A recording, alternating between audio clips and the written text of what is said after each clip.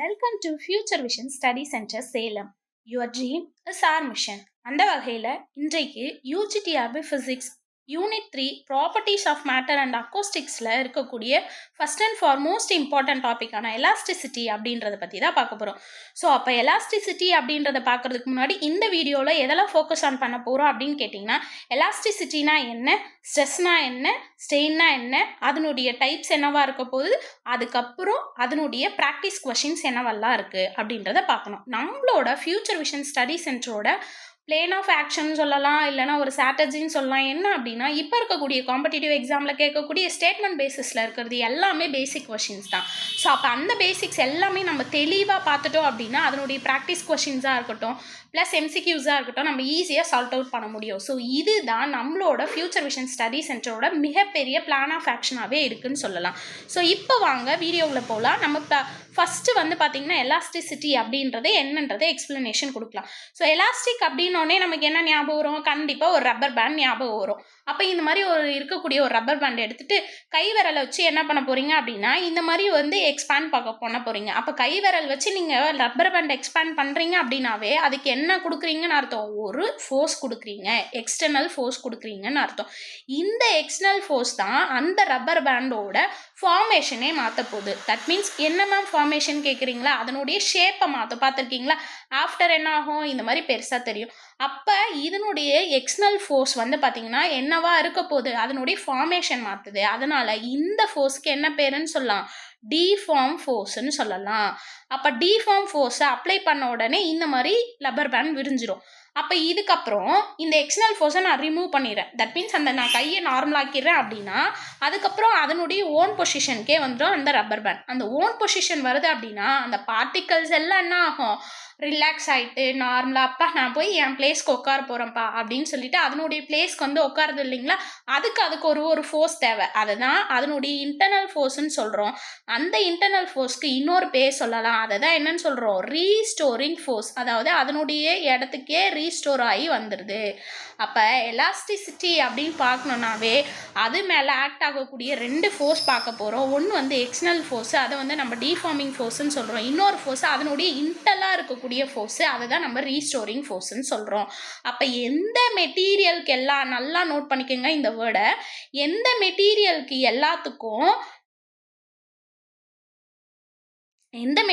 எல்லாத்துக்கும் நார்மலாக deforming force இருக்குது, அதுக்கு ஈக்குவலைஸாக அதனுடைய ரீஸ்டோரிங் ஃபோர்ஸ் கிரியேட் ஆகுது அப்படின்னா அதனுடைய ஓன் ஷேப்க்கோ ஓன் சைஸ்க்கோ அது வந்துருச்சு அப்படின்னா அதை நம்ம எலாஸ்டிசிட்டின்னு சொல்கிறோம். இதுவே இந்த ஈயை நெக்லேட் பண்ணுங்களேன், ரொம்ப ஈஸியாக சொல்கிறேன், ஈக்கு பதிலாக பி போடுங்களேன். அப்போ அது என்னன்னு சொல்லலாம்? பிளாஸ்டிசிட்டின்னு ப்ரொனன்சியேஷன் பண்ணலாமா? அப்போ பிளாஸ்டிசிட்டி அப்படின்னா என்ன அர்த்தம் அப்படின்னா இந்த டைப் ஆஃப் மெட்டீரியலுக்கு, அப்போ இந்த மாதிரி ஒரு type of material for example wood எடுத்துக்கலாமே. அப்போ ஒரு மரக்கட்டை எடுத்துக்கிறீங்க, நான் ஒரு டிஃபார்மிங் ஃபோர்ஸை கொடுத்துட்டு நான் என்ன பண்ணுறேன் அப்படின்னா அதை எரிச்சிடுறேன். தெர்மல் ஃபோர்ஸை நம்ம டிஃபார்மிங் ஃபோர்ஸ்ன்னு சொல்லலாம். என்ன வகையான ஃபோர்ஸாக வேணாலும் இருக்கலாம். அது லைட் ஃபோர்ஸாக இருக்கலாம், இல்லை தெர்மலாக இருக்கலாம். என்ன டைப் ஆஃப் எனர்ஜி வேணாலும் நீங்கள் கொடுக்குறீங்கன்னு வச்சுக்கோங்களேன். அப்போ அந்த கட்டை எரிஞ்சிருது. அப்போ மறுபடியும் அதுக்குள்ளார தானாகவே இன்டர்னல் ஃபோர்ஸ் ஒரு ரீஸ்டோரிங் ஃபோர்ஸ் கிரியேட் ஆகி மறுபடியும் அது ஈக்குவலைஸ் ஆகுமா அப்படின்னு கேட்டால் யூ நோ வெரி வெல் ஆகாது.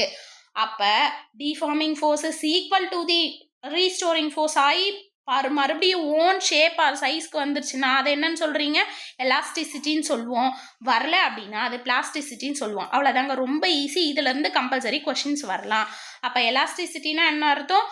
ஒரு ஒரிஜினல் ஷேப்லேருந்து வேற ஷேப்க்கு மாறி மறுபடியும் ஒரிஜினல் ஷேப்க்கு வந்துருச்சுன்னா அதை தான் நம்ம என்னன்னு சொல்கிறோம்? எலாஸ்டிசிட்டின்னு சொல்கிறோம். அதை தான் நான் இங்கே கொடுத்துருக்கேன்.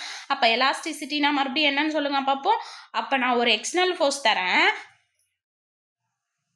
அந்த எக்ஸ்டர்னல் ஃபோர்ஸை நான் என்னன்னு சொல்கிறேன்? டிஃபார்மிங் ஃபோர்ஸ்ன்னு சொல்கிறேன். அந்த டிஃபார்மிங் ஃபோர்ஸ் கொடுத்துட்டு அந்த ரப்பர் பேண்ட் வந்து மறுபடியும் வந்து அதனுடைய ஓன் பொசிஷனுக்கு வருது. அதுதான் ரீஸ்டோரிங் ஃபோர்ஸ். அப்போ இது அது ரெண்டும் ஈக்குவலாக இருந்துச்சு அப்படின்னா அந்த டைப் ஆஃப் மெட்டீரியல் எல்லாம் நம்ம என்னன்னு சொல்கிறோம்? எலாஸ்டிசிட்டின்னு சொல்கிறோம். ஈக்குவல் ஆகலைன்னா அதை பிளாஸ்டிசிட்டின்னு சொல்கிறோம். அப்போ நமக்கு உண்டான சிலபஸ் எலாஸ்டிசிட்டி. இப்போ பிளாஸ்டிசிட்டினால நமக்கு என்னன்னு டிஃப்ரென்ஷியேட் பண்ண தெரிஞ்சிருக்கணும். அப்போ எலாஸ்டிசிட்டியோட நெக்ஸ்ட் பாயிண்ட் என்ன அப்படின்னா, இதனுடைய எஸ்ஐ யூனிட் எதுக்கு ஈக்குவலாக இருக்கான், ஸ்ட்ரெஸ்க்கு ஈக்குவலாக இருக்கான். அப்போ ஸ்ட்ரெஸ் அப்படின்றத நம்ம என்னன்னு பார்ப்போம். ஸ்ட்ரெஸ்னா ஒன்றும் இல்லைங்க, ப்ரெஷர் தான் நம்ம என்னன்னு சொல்லுவோம், ஸ்ட்ரெஸ்ன்னு சொல்லுவோம். நம்ம சொல்கிறோம்ல, எனக்கு ஸ்ட்ரெஸ் அதிகமாகிடுச்சுப்பா, ஸ்ட்ரெஸ் அதிகமாகிடுச்சுப்பா அப்படின்னா என்ன அர்த்தம், ப்ரெஷர். அப்போ ப்ரெஷர்னா என்னன்றதை நம்ம நார்மலாக என்னன்னு பார்ப்போம். So you know very well அதனுடைய பேசிக் எஸ்ஐ யூனிட் என்னவா இருக்க போகுது, பாஸ்கலாக இருக்க போது. அதனுடைய டைமென்ஷன் ஃபார்முலா கேட்கலாம், ரொம்ப ரொம்ப இம்பார்ட்டன்ட். இந்த டைமென்ஷன் ஃபார்முலா எப்படி வந்ததுன்றதை நான் ஸ்ட்ரெஸ் வரும்போது எக்ஸ்பிளனேஷன் சொல்கிறேன். So what is the dimension formula, ml⁻⁻1 t⁻². அதாவது ஸ்ட்ரெஸ்னுடைய டைமென்ஷன் ஃபார்முலாவும் எலாஸ்டிசிட்டியோட டைமென்ஷன் ஃபார்முலாவும் ஒன்று தான். அப்போ இவ்வளோதாங்க எலாஸ்டிசிட்டி. அப்போ நெக்ஸ்ட் நம்மளோட ஃபோக்கஸ் ஆன் எங்கே போக போகிறோம், ஸ்ட்ரெஸ்னா என்னன்னு போக போகிறோம். அதுக்கு முன்னாடி ஸ்ட்ரெஸ்னா என்ன, ஸ்ட்ரெயின்னா என்னன்னு சும்மா ஒரு டிஃப்ரென்ஷியேட் பண்ணி காமிச்சிருக்கேன். படத்தில் காட்டியிருக்க மாதிரி ஒரு ஸ்ப்ரிங் என்ன பண்ணுறீங்கன்னா, கீழே வந்து ஒரு மாசை வந்து ஒரு எண்டில் கட்டி தொங்க விட்டுறீங்க. அப்போ இந்த மாசில் வந்து நான் என்ன பண்ண போகிறேன்னா, நம்ம எல்லாருமே பண்ணியிருப்போம் இந்த எக்ஸ்பிரிமெண்ட்டை, ஒரு 50 கிராம் 100 கிராம் அந்த மாதிரி எக்ஸ்பெண்ட் பண்ணிகிட்டே வந்து மாசை ஏற்றிக்கிட்டே போவோம். ஒரு கட்டத்துக்கு அப்புறம் என்ன ஆகும், அந்த ஸ்ப்ரிங்கோட மாசை கம்பேர் பண்ணும்போது நம்ம கொடுக்கக்கூடிய மாஸ் அதிகமாகிடுச்சுன்னா என்ன ஆகிடும், கட்டாகி கீழே விழுந்துடும். இது பார்த்துருக்கீங்களா? அப்போ இது கட் ஆயிடுச்சு அப்படின்னா இதை தான் நம்ம என்னன்னு சொல்லுவோம் அப்படின்னா பிரேக்கிங் பாயிண்ட்னு சொல்லுவோம். அப்போ இந்த பாயிண்ட்ல இது என்ன ஆகும், பிரேக் ஆகிடும். அப்போ இந்த இடத்துல என்ன ஆகும் அப்படின்னா, நமக்கு எலாஸ்டிக் பிஹேவியர் இருக்குமான்னு கேட்டால் எலாஸ்டிக் பிஹேவியர் இருக்காது. அப்போ இந்த பாயிண்ட்டுக்கு முன்னாடி இருக்கிறதான் லிமிட்டை தான் நம்ம என்னன்னு சொல்கிறோம், எலாஸ்டிக் லிமிட் அப்படின்றத சொல்கிறோம். இதுவும் நமக்கு ரொம்ப ரொம்ப முக்கியம். அப்போ எந்த பாயிண்ட் வரைக்கும் அதனுடைய எலாஸ்டிக் ப்ராப்பர்ட்டிஸ் வந்து பிஹேவியர் பண்ணுதோ அந்த லிமிட்டை தான் நம்ம என்னன்னு சொல்லுவோம், எலாஸ்டிக் லிமிட்னு சொல்லுவோம். அப்போ அதுக்கு மேலே வந்து அது பிரேக் ஆகி கீழே விழுந்துருச்சு அப்படின்னா அது என்னன்னு சொல்லுவோம், பிரேக்கிங் பாயிண்ட்னு சொல்லுவோம். அதாவது அதுக்கு மேலே அது எலாஸ்டிக்காக பிஹேவியர் ஆகுமா அப்படின்னு கேட்டால் ஆகாது. அப்போ ஆஃப்டர் தட் பிரேக்கிங் பாயிண்ட்டு, அப்போ ஆஃப்டர் தட் பிரேக்கிங் பாயிண்ட் அது என்னவா ஆக்ட் ஆகும், பிளாஸ்டிக்காக ஆக்ட் ஆகும், பிளாஸ்டிசிட்டியாக இருக்கும் அப்படின்றது நமக்கு நல்லாவே தெரியும். ஓகே, நம்ம இங்கே இப்போ எங்கே போகலாம், ஸ்ட்ரெஸ்னா என்னன்னு போகலாம். அப்போ இந்த மாதிரி ஒரு கயிறு கட்டி ஒரு ஸ்ப்ரிங்கில் வந்து தொங்க விட்டுருக்கீங்க. அப்போ இந்த இடத்துல என்ன ஆகும், வெயிட் கூட கூட என்ன ஆகும்னா ஒரு ஃபோர்ஸால் அதனுடைய டீஃபார்மேஷன் ஆகுது. அப்போ ஒரு ஃபோர்ஸை கொடுத்து அந்த டீஃபார்ம் பண்ணுறோம் இல்லைங்களா, அதை நம்ம என்னன்னு சொல்லலாம், ஸ்ட்ரெஸ்ன்னு சொல்லலாம். இந்த வார்த்தையை இது வரைக்கும் யாரும் சொல்லியிருக்க மாட்டாங்க. ஸ்ட்ரெஸ்னா ஃபோர்ஸ் பர் ஏரியான்னு சொல்லியிருப்பாங்க. அப்போ ஸ்ட்ரெஸ் அதாவது டீஃபார்மேஷன் ஆகிறதுனால உருவாகிறது நம்ம என்னன்னு சொல்கிறோம், ஸ்ட்ரெஸ்ன்னு சொல்கிறோம். அப்போ இந்த இடத்துலேருந்து இந்த இடத்துக்கு மூவ் ஆச்சுல்ல, அப்போ இதனுடைய லென்த்தில் ஒரு வேரியேஷன் நடந்துச்சுல்ல, ஒரு எலாங்கேஷன் நடந்துச்சுல்ல, அது பேர் தான் என்னன்னு சொல்கிறோம், ஸ்ட்ரெயின்னு சொல்கிறோம். ரொம்ப ஈஸியாக டிஃப்ரென்ஷியேட் பண்ணிட்டோம். Stress is nothing but deformation, strain is nothing but elongation, அவ்வளோதான். அப்போ இதுக்கப்புறம் ஸ்ட்ரெஸ்னா என்ன, ஸ்ட்ரெயின்னா என்ன அப்படின்றத ஃபுல் ஃபோக்கஸாக பார்க்கலாம் வாங்க. அப்போ ஃபஸ்ட்டு எதை எக்ஸ்பிளைன் பண்ணிடலாம், ஸ்ட்ரெஸ்னா என்னன்னு எக்ஸ்பிளைன் பண்ணிடலாம். அப்போ ஸ்ட்ரெஸ்ஸை வந்து சிக்மான்னு சொல்லலாம், நிறைய இடத்துல நிறைய சிம்பிள் சொல்லுவாங்க, நம்ம எது வேணாலும் யூஸ் பண்ணிக்கலாம். அப்போ சிக்மா,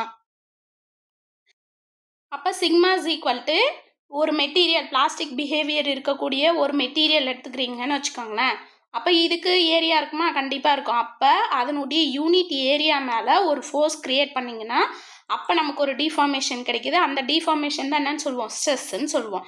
அப்போ ஸ்ட்ரெஸ் அப்படின்னும் போது ஒரு ஃபோர்ஸ் அப்ளை பண்ணும்போது ஒரு மெட்டீரியலில் ஒரு யூனிட் ஏரியா மேலே இருக்கும்போது ஒரு டிஃபார்மேஷன் கிடைக்குது. அந்த டிஃபார்மேஷன் தான் என்னன்னு சொல்கிறோம், ஸ்ட்ரெஸ்ன்னு சொல்கிறோம்.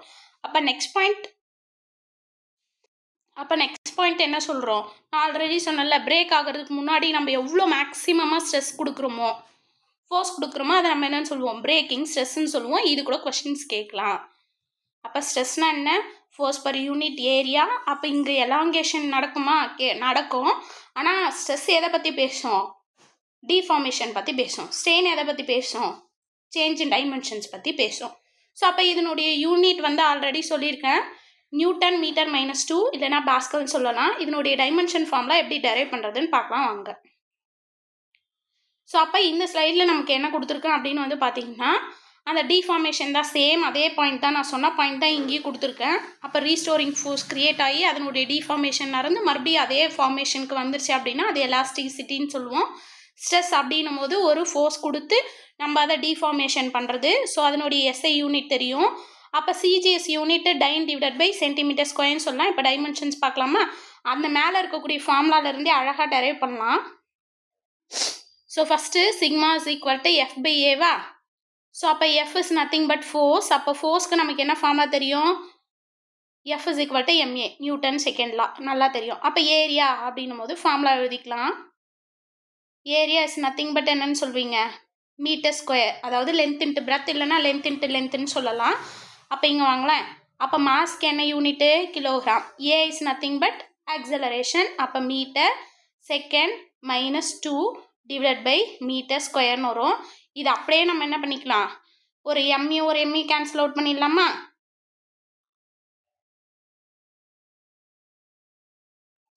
அப்போ என்ன யூனிட் வரும்? கிலோகிராம். மீட்டர் கீழே இருக்கு, மேலே வந்துச்சுன்னா -1 T -2. ஓகே. அப்போ what is the dimension formula?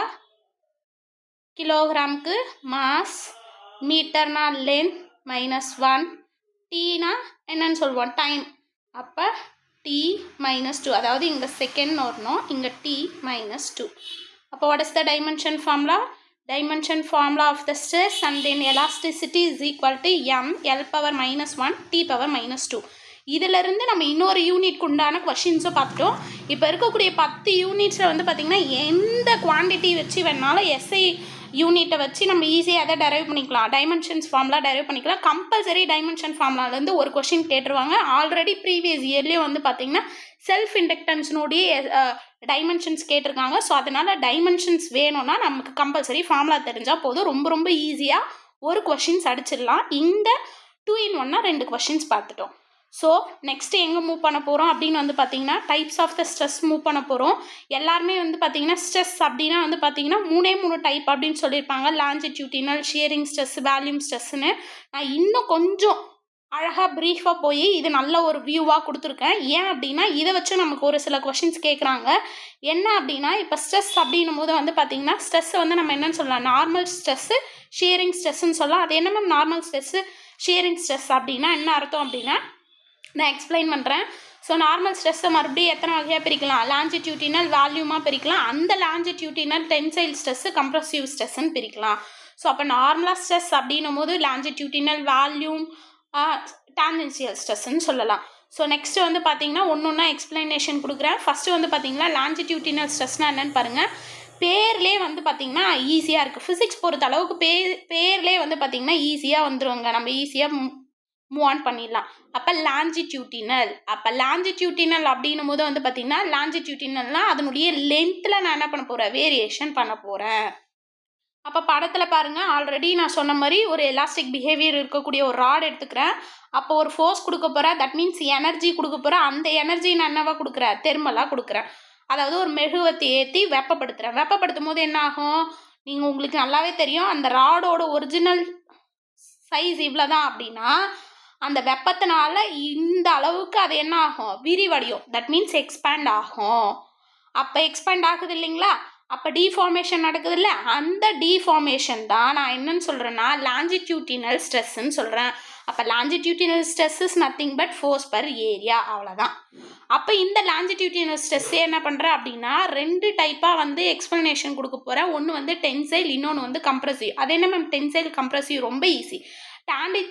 டான்சைல் ஸ்ட்ரெஸ்ஸையே நம்ம என்னன்னு சொல்லலாம்? லாஞ்சிடியூட்டினல் ஸ்ட்ரெஸ்னு சொல்லலாம். அதாவது நான் ஒரு ராடை வச்சு அதனுடைய லென்த்தை எலாங்கேட் பண்ணுறேன் அப்படின்னா அது டென்சைல் ஸ்ட்ரெஸ்ன்னு சொல்லலாம். இதுவே ஃபார் எக்ஸாம்பிள் இங்கே வந்து பார்த்தீங்கன்னா ஒரு ராடு எடுத்துக்கோங்களேன், எலாஸ்டிக் பிஹேவியர். அப்போ நான் 2 பக்கமும் இந்த மாதிரி ஃபோர்ஸ் கொடுக்குறேன்.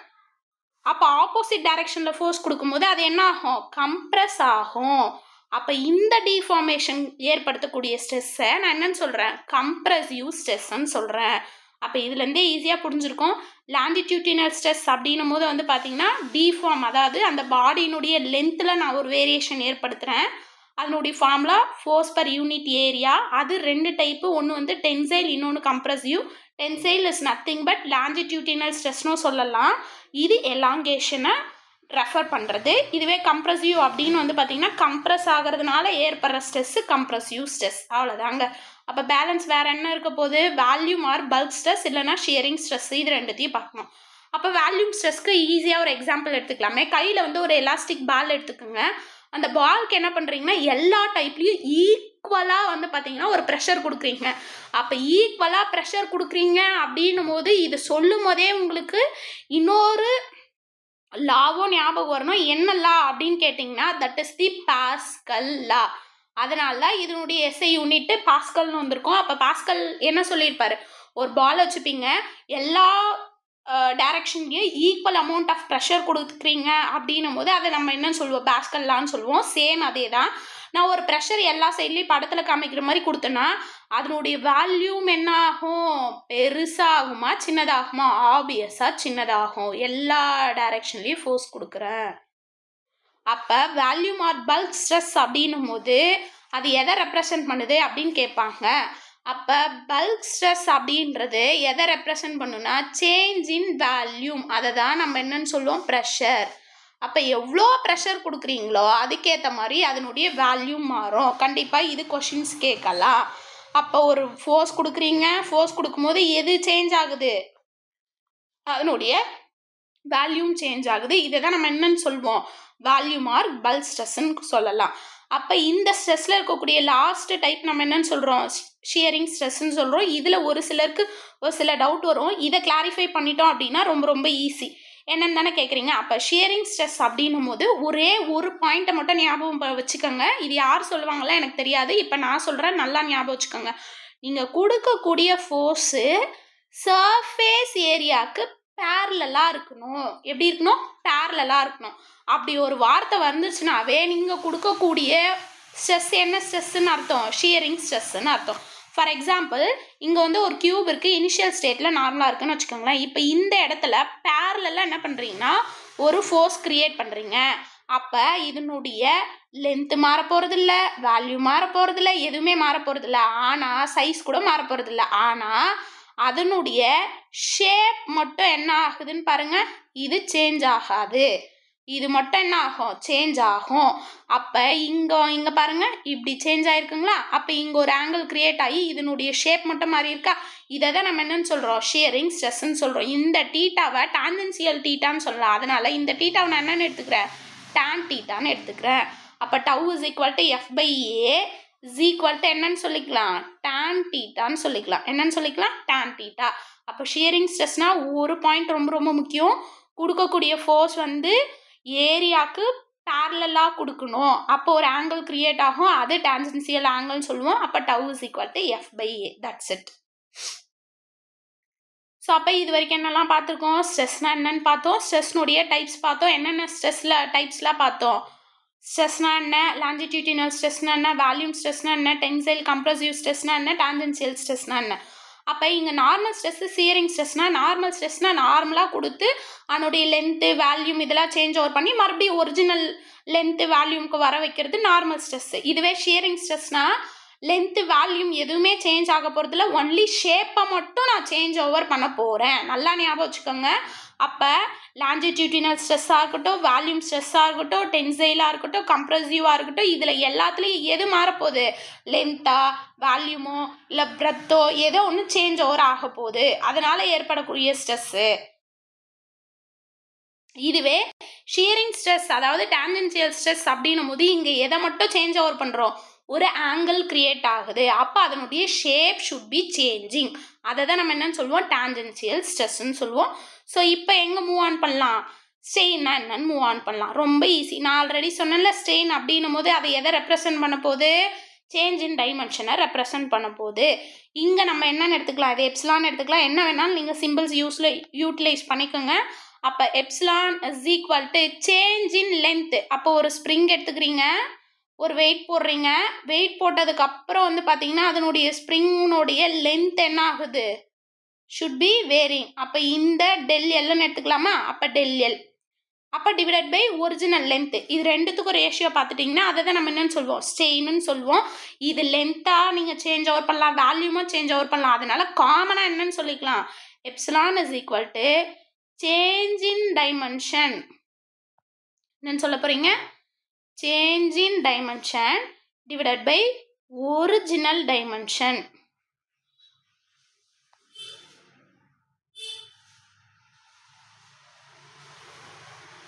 அப்போ ஸ்ட்ரெயின் அர்த்தம் the ratio of the change in dimension divided by original dimension. Okay, so next point என்ன பார்க்க போகிறோம் அப்படின்னு வந்து பார்த்தீங்கன்னா அதனுடைய யூனிட். அப்போ யூனிட்டு இது கூட கொஷின்ஸ் கேட்கலாம். ஃபார் எக்ஸாம்பிள் அதனுடைய லென்த்துன்னு எடுத்துக்கிட்டிங்கன்னா அப்போ சேஞ்ச் இன் லென்த்துனால அது மீட்டரில் தான் மாறப்போகுது, ஒரிஜினல் லென்த்துனால மீட்டர் தான். அப்போ மீட்டர் கேன்சல் ஆயிடுச்சுன்னா இதனுடைய யூனிட் என்னவா இருக்க போகுது? No unit. முக்கியமான பாயிண்ட். அப்போ ஸ்ட்ரெயின் அர்த்தம் change in dimension divide by original dimension, அதனுடைய யூனிட் என்னவா இருக்க போகுது? நோ யூனிட்டாக இருக்க போகுது. ஸோ நெக்ஸ்ட்டு நம்ம எப்படி ஸ்ட்ரெஸ்க்கு நம்ம டைப்ஸ் பார்த்தோமோ சேம் ஆசெட்டஸ் நம்ம என்ன பார்க்க போகிறோம் அப்படின்னா ஸ்ட்ரெயின் அதனுடைய டைப்ஸ் பார்க்க போகிறோம். அதே சேம் டைப் தான் லாஞ்சிடியூடினல், வால்யூம், ஷியரிங். அப்போ இதை நம்ம படிக்கணும்னு அவசியமே இல்லை, ஃபார்முலா மட்டும் தெரிஞ்சிச்சுன்னா போதும். ஏன்னா ஆல்ரெடி நம்ம ஸ்ட்ரெஸ்ஸில் பார்த்துட்டு சேம் அதே ஃபார்முலா தான் இங்கே யூட்டிலைஸ் பண்ண போகிறோம். அப்போ லாஞ்சிடியூடினல் ஸ்ட்ரெயின் அப்படின்னும் போது இங்கே ஸ்ட்ரெஸ் அப்படின்னா நீங்கள் என்ன ஃபார்முலா யூஸ் பண்ணுறீங்க?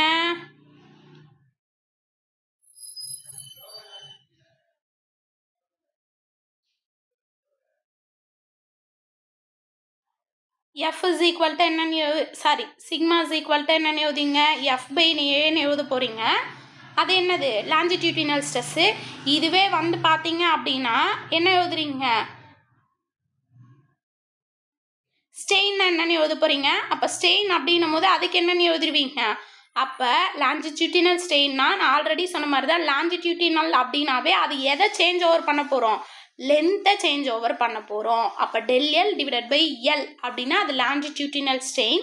இதுவே வால்யூம் ஸ்ட்ரெயின் அப்படின்னா நல்லா தெரியும், இதில் எதை சேஞ்ச் ஓவர் பண்ண போகிறோம்? படத்தில் காமிக்கிற மாதிரி வால்யூமும் சேஞ்ச் ஓவர் பண்ண போகிறீங்க. அப்போ வால்யூம் சேஞ்ச் ஓவர் பண்ணிங்கன்னா ஃபார்முலா என்னது? del V divided by V. அப்போ longitudinal strain is equal to del L divided by L, volume strain is equal to del V divided by V. அப்புறம் நம்ம எங்கே move on பண்ண போகிறோம்? Shearing ஸ்ட்ரெயினுக்கு move on பண்ண போகிறோம். Shearing strain move on பண்ணும்போது அதே தான் டிஸ்பிளேஸ்மெண்ட் ஆக போகுது. அந்த டிஸ்பிளேஸ்மெண்ட்டை இங்கே ஒரு வேர்டிங் மட்டும் சேர்த்துக்கிறோம். என்ன அப்படின்னா லேட்ரல் டிஸ்பிளேஸ்மெண்ட். இந்த லேட்ரல் டிஸ்பிளேஸ்மெண்ட் தான் எதை நமக்கு ரெப்ரசன்ட் பண்ணுன்னா கொடுக்கக்கூடிய ஃபோர்ஸ் வந்து ஏரியாவுக்கு எப்படி இருக்கணும்? பேரலாக இருக்கணும். அதை தான் லேட்ரல் டிஸ்பிளேஸ்மெண்ட் சொல்லுவோம். அப்போ ஃபார்முலா என்னது? mu is equal to del x divided by L. del x is nothing but lateral displacement. டிஸ்பிளேஸ்மெண்ட்னா என்ன அர்த்தம்? கொஞ்சம் நகர்ந்துருக்கு. அப்போ கொஞ்சம் நகர்ந்துருக்கிறத போய் கிலோகிராம்லேயே அளப்பீங்க, இல்லை செகண்ட்லேயே அளப்பீங்க. அதே எதில் தான் அளப்பீங்க? மீட்டரில் தான் அளப்பீங்க. அப்போ ஒரிஜினல் லென்த்தை எதில் தான் அளப்பீங்க? மீட்டரில் தான். அப்போ மீட்டர் கேன்சல் ஆயிடுச்சுன்னா இதனுடைய யூனிட் என்னவா இருக்க போகுது? நோ யூனிட் தான். அப்போ இதனுடைய del x divided by L வந்து எதுக்கு ஈக்குவலைஸாக இருக்கான்? tan thetaக்கு ஈக்குவலைஸாக இருக்கான். எதுக்கு ஈக்குவலைஸாக இருக்குது? tan thetaக்கு ஈக்குவலைஸாக இருக்குது. இது ரொம்ப ரொம்ப ரொம்ப முக்கியமான பாயிண்ட். அப்போ mu is equal to del x divided by L is equal to tan thetaக்கு ஈக்குவலாக இருக்கும். That is the shearing strain. அப்போ ஸ்ட்ரெயினில் எத்தனை டைப்ஸ் இருக்குது? இப்போ என்னென்னலாம் பார்த்தோம்? லாஞ்சிடியூடினல்னா என்னன்னு பார்த்தோம், வால்யூம்னா என்னன்னு பார்த்தோம், ஷியரிங்னா என்னன்னு பார்த்துட்டோம். அப்போ இங்கே நம்மளுடைய இன்னைக்கு ஃபோக்கஸ் ஆன் என்னவா இருந்திருக்கு? எலாஸ்டிசிட்டினா என்னன்றதை நம்ம பார்த்து முடிச்சிட்டோம். எலாஸ்டிசிட்டின்றதை பார்த்துட்டோம். ஸ்ட்ரெஸ்னா என்னன்னு பார்த்துட்டோம். அப்போ sigma is equal to F by Aன்றது நமக்கு தெரியும். அதனுடைய டைப்ஸாக இருக்கிறத பார்த்துட்டோம். ஸ்ட்ரெயின் என்னன்னு பார்த்துட்டோம், அதனுடைய டைப்ஸ் பார்த்துட்டோம். அதுக்கப்புறம் இவ்வளோ பேசிக் பாயிண்ட்ஸும் கேதர் பண்ணதுக்கப்புறம் அப்போ ஸ்டேட்மெண்ட் டைப் கொஷின்ஸ் எல்லாம் முடிச்சிட்டோம். அதுக்கப்புறம் நம்ம எங்கே மூவ் ஆன் பண்ண போகிறோம்? ப்ராக்டிஸ் கொஷின்ஸ்க்கு மூவ் ஆன் பண்ண போகிறோம். ஸோ ஃபஸ்ட்டு இருக்கக்கூடிய ப்ராக்டிஸ் கொஷின்ஸ் MCQs பொறுத்தளவுக்கு நம்ம ஃபஸ்ட்டு கொஷின்ஸை படிச்சிட்டாவே இதிலே 90% ஆஃப் ஆன்சர் வந்து நம்ம கிளியர் கட்டாக தெரிஞ்சிடும். ஃபஸ்ட்டு கொஷின்ஸ் படிக்கலாமா? ரேஷியோன்னு சொல்லிட்டாங்க. ஃபஸ்ட்டு என்ன நமக்கு ஒரு க்ளூ கிடச்சிச்சு அப்படின்னா ரேஷியோ. அப்போ எதுக்கு உண்டான ரேஷியோ? ரீஸ்டோரிங் ஃபோர்ஸ்க்கும் ஏரியாவுக்கும் உண்டான ரேஷியோ இருக்குது அப்படின்னா அது என்னன்றதை கேட்குறாங்க. we know very well that is the sigma. அப்போ sigma is nothing but stressன்றது நமக்கு தெரியும். அப்போ what is the answer of the first question? stress. ஏன்னா ஸ்ட்ரெஸ் தான் வந்து எதுக்கு உண்டான ரேஷியோ சொல்ல போகுது? ஃபோர்ஸ்க்கும் unit of the cross sectional ஏரியாவுக்கு உண்டான ரேஷியோவும் சொல்ல போகுது. So what is the first question answer? that is in the option B, that is the stress. ஓகேவா? நெக்ஸ்ட் கொஸ்டின் மூவ் ஆன் பண்ணலாமா? Good. So what is in the next questions அப்படின்னு பார்த்தீங்க அப்படின்னா when a deforming sources இல்லைனா ஃபோர்ஸஸ்ன்னு சொல்லலாம். இதை ஃபோர்ஸஸ்ன்னு எடுத்துக்கோங்க. சோர்ஸஸ்ன்னு சொன்னாலும் பிரச்சனை இல்லை.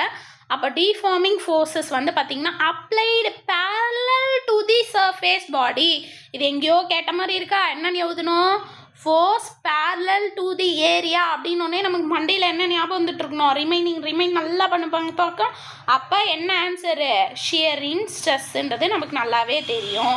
ஏன்னா கம்ப்ரசிவ் ஸ்ட்ரெஸ்ஸில் பேரலன்ற ஒரு வேர்டு வராது, பல்க் ஸ்ட்ரெஸ்லேயே பேரலன்ற ஒரு வேர்டு வராது, ஆல் த அபோவ் வர்றதுக்கு வாய்ப்பே இல்லை. So what is in the second question answer அப்படின்னா that is in the shearing stress.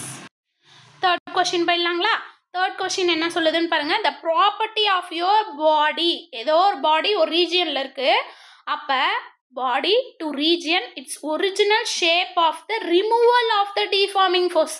அப்போ ஏதோ ஒரு பாடி இருக்குது, அப்போ டிஃபார்மிங் ஃபோர்ஸை ரிமூவ் பண்ணுறாங்களாம். அப்போ இந்த மாதிரி இருக்குன்னு வச்சுக்கோங்களேன்.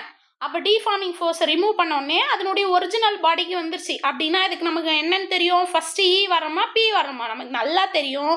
திரும்பி வந்துருச்சுன்னா அது இ, திரும்பி வரல அப்படின்னா அது பி.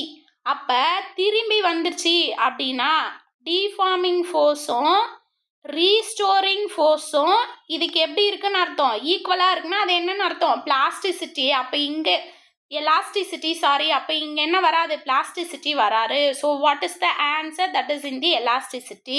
அப்போ டிஃபார்மிங் ஃபோர்ஸோ ரீஸ்டோரிங் ஃபோர்ஸோ ஈக்குவலாக இருந்தால் அது எலாஸ்டிசிட்டி, ஈக்குவலாக இல்லைன்னா அது plasticity. That's all. So next question move on பண்ணலாமா? ஸோ ஃபோர்த் கொஷின் பார்க்கலாமா? Okay fine. So fourth question என்ன சொல்லுது அப்படின்னு வந்து பார்த்தீங்கன்னா ஸ்டீல் ஒயர். அப்போ ஸ்டீல் ஒயரா அது ஸ்ட்ரெச் பண்ணுறாங்களாம், ஏதோ ஒரு ஃபோர்ஸ் கொடுக்குறாங்க. அப்போ ஏதோ ஒரு ஃபோர்ஸ் கொடுத்து ஸ்ட்ரெச் பண்ணுறாங்கன்னா இப்போ இந்த மாதிரி ஒரு ஒயர் இருக்குன்னு வச்சுக்கோங்களேன். இந்த மாதிரி ஒரு ஒயர் இருக்குன்னு வச்சுக்கலாம். அப்போ நான் என்ன பண்ணுறேன்? ஏதோ ஒரு ஃபோர்ஸை இது மேலே அப்ளை பண்ணுறேன்.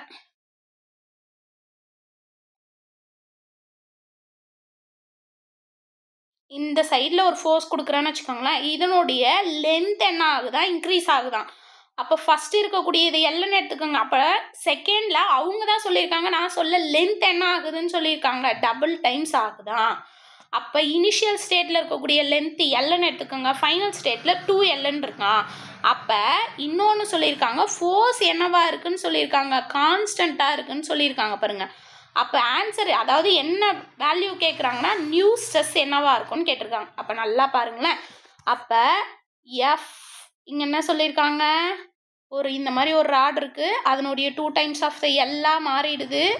அப்போ sigma is equal to F is equal to constant divided by இங்கே எல் வந்து என்னவா ஆகுது அப்படின்னா 2L மாறுது. ஆனால் நமக்கு ஃபார்முலா என்ன? ஏ தான் ஃபார்முலா. அப்போ இங்கே லென்த்து கொடுத்துருக்காங்களே, அப்போ ஏரியா கேட்டிருக்காங்களே, நம்மளோட மண்டை பார்த்த உடனே நம்மளோட மைண்ட் என்ன சொல்லும் அப்படின்னா ஏரியாவை பார்க்காது, லென்த்து 2 டைம்ஸ் ஆகுதா போடுறா. அப்போ இது வந்து என்ன ஆகுதுன்னா 2 டைம்ஸ் இன்க்ரீஸ் ஆகுது. அப்போ இது டினாமினேட்டரில் இருக்குது.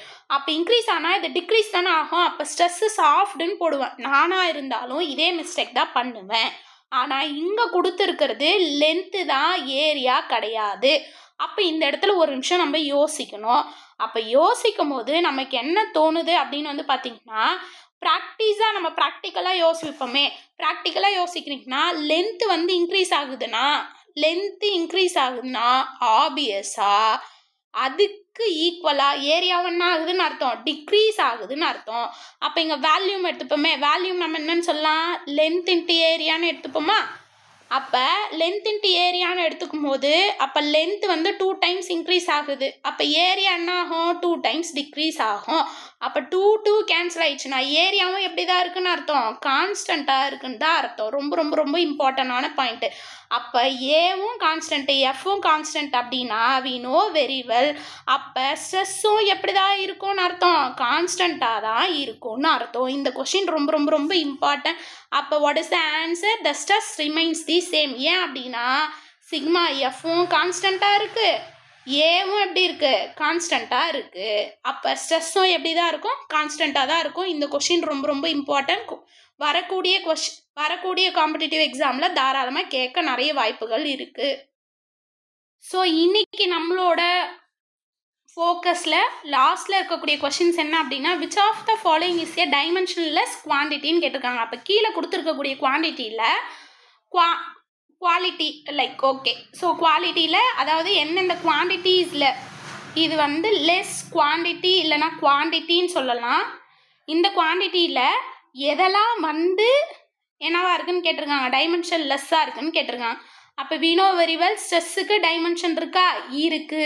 ஏன்னா இதுக்கு யூனிட் இருக்கா, இருக்கு. அப்போ யங்ஸ் மாடுலஸும் நம்ம என்னன்னு சொல்லுவோம் அப்படின்னா ஸ்ட்ரெஸ்க்குண்டான ஃபார்முலா தான் சொல்லுவோம். அப்போ ஸ்ட்ரெஸ்க்கு யூனிட் இருக்குது, டைமென்ஷன் இருக்குன்னா யங்ஸ் மாடுலஸ்க்கும் இருக்குது. அப்போ ஸ்ட்ரெஸ் வராது, யங்ஸ் மாடுலஸ் வராது. we know very well what is the answer that is in the strain. ஏன் மேம் ஸ்ட்ரெயின் அப்படின்னா அப்போ change in length divided by original length. அப்போ என்னவா இருக்கும், யூனிட்டு நோ யூனிட்டாக தான் இருக்கும். அப்போ யூனிட் இல்லைன்னா ஆப்வியஸாக அதுக்கு டைமென்ஷனும் இருக்காது. அப்போ ஃபிஃப்த் கொஷினுக்கு உண்டான ஆப்ஷன் என்னவா இருக்க போகுது அப்படின்னா option C, that is in the strain. அப்போ நம்ம எம்சிக்யூஸ் பார்க்கும் போதே நமக்கு உள்ள காம்படிட்டிவ் எக்ஸாமில் என்ன ஓடணும்னா 4 ஆப்ஷன்ஸை தெளிவாக பார்க்கணும். ஏன்னா நம்ம ஆளுங்க என்ன பண்ணுவோன்னா, எனக்கே நிறைய வந்து எக்ஸ்பீரியன்ஸ் இருக்குது, எச் கிராஸை எச்செல்லாம் படித்து இதுதான் ஆப்ஷன் அப்படின்லாம் போட்டு வந்திருக்கேன். அப்போ கொடுத்துருக்கக்கூடிய 4 ஆப்ஷன்ஸை தெளிவாக பார்க்கணும். அதை பார்த்துட்டு அவங்க என்ன ட்விஸ்ட்டு வச்சுருக்காங்கன்றதை நோட் பண்ணிவிட்டு ஏதாச்சும் டேர்ம்ஸ் மாறி இருக்கா இல்லை நேம்ஸ் மாறி இருக்கா, இந்த மாதிரி இருக்கிறது எல்லாம் நம்ம பார்த்துட்டு தான் நம்ம என்னவே பண்ணணும், அதுக்குண்டான ஆப்ஷன்ஸே சூஸ் பண்ணணும். இதுதான் நம்மளுடைய பெரிய மைனஸ் பாயிண்ட்டாக இருக்குது. நம்மளோட மைனஸ் பாயிண்ட்டை நம்மளோட ப்ளஸ் பாயிண்ட்டாக மாற்றிட்டோம் அப்படின்னாவே நம்மளோட வெற்றியை யாராலுமே தடுக்க முடியாதுங்க. ஸோ முயற்சி திருவினையாக்கும், முயற்சியின்மை இன்மை புகுத்தி விடும் அப்படின்ற திருக்குறளுக்கேற்ப முயற்சி தாங்க ரொம்ப ரொம்ப முக்கியம். முயற்சி பண்ணிக்கிட்டே இருப்போம். நம்மளோட 100% கிடைக்கும் போது கண்டிப்பாக நம்மளும் ஒரு நல்ல கவர்மெண்ட் ஜாபில் இருப்போம். Thank you so much.